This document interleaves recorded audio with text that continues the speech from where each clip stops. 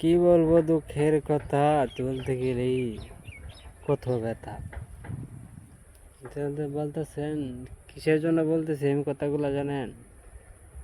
ধরেন আজকে গত 3 দিন ধরে আপনার ডিজেল, আমরা পাইলিংয়ের কাজ করি, তা আমাদের দরকার ডিজেল। তাই আজকে 3 দিন ধরে আমরা পাম্পে ঘুরতেছি, পাম্পে তেল টিকে দিতেছে, কিন্তু আমাদের সাধারণ মতো লোকের তেল পাইতেছে না। আমাদের ওই যে এরকম লোক, সাধারণ লোকে তেল পাইতেছে না। তাই জন্যই গিয়ে পাম্পে ঘুরতে হয়, সিরিয়াল ধরতে হয়। সিরিয়াল ধরলে তেল দেয় না, এই সেই বকর চকর কত আলাপ।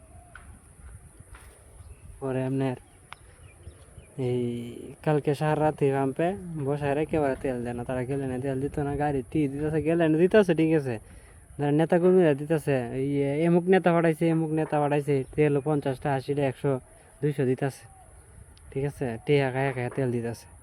কিন্তু আমরা কি ভুল করছি?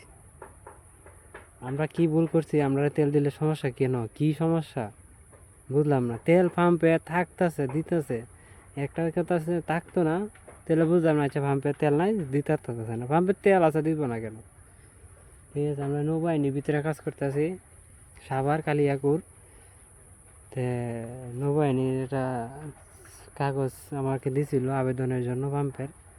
কাগজই তারা দেখে না, কইতেছে কে আর কে কাগজ মাগজ এটি তারা মিলামের ভালাই দেয়। এটা কিন্তু কথা বলেন? তো বাংলাদেশ সরকারের কাছে আমার একটাই অনুরোধ, যত শীঘ্রই তেলের একটা ব্যবস্থা করেন, আর না হলে আমাদের মতো সাধারণ লোক নাগায়ে মরতে হবে। আর কিছু করার নাই, নাগায়ে মরতে হবে। আজকে 3 দিন ধরে আমরা লোকটি নিয়ে বসে রয়েছি, আমরা তেল নাই, সেভাবে একটা সমাধান করেন। আর যার সামনে আমার ভিডিওটা অতিরিক্ত শেয়ার করবেন, লাইক কমেন্ট করবেন।